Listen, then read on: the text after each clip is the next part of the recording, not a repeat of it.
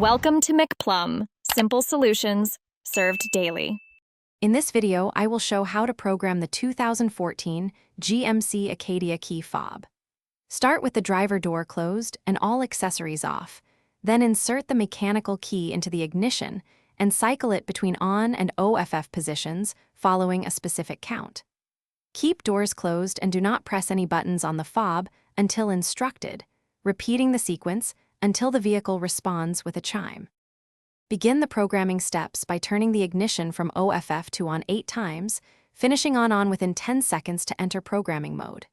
You should hear a chime indicating the vehicle is ready, then press any button on the first fob to program it, followed by each additional fob within the allowed time window. If you miss the window, repeat the ignition cycle and try again, keeping calm and steady movements. If this guide is helping, please subscribe and like to support more concise how-to content. Quick recommendation: the Oala water bottle is great for staying hydrated during long DIY sessions, and it fits most car cup holders, so you can sip while you follow the steps without distractions. Check the description for the link and other deals, grab one if you want, and now let's get back to the video.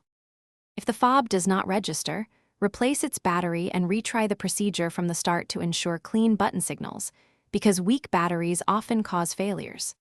Confirm that all doors stay closed and that no accessories are drawing power during programming, and if you still hit a snag, wait a full minute to reset the vehicle systems and then repeat the ignition cycle precisely. Contact a locksmith or dealer only after several failed attempts. Thanks for watching, stay juicy, and subscribe.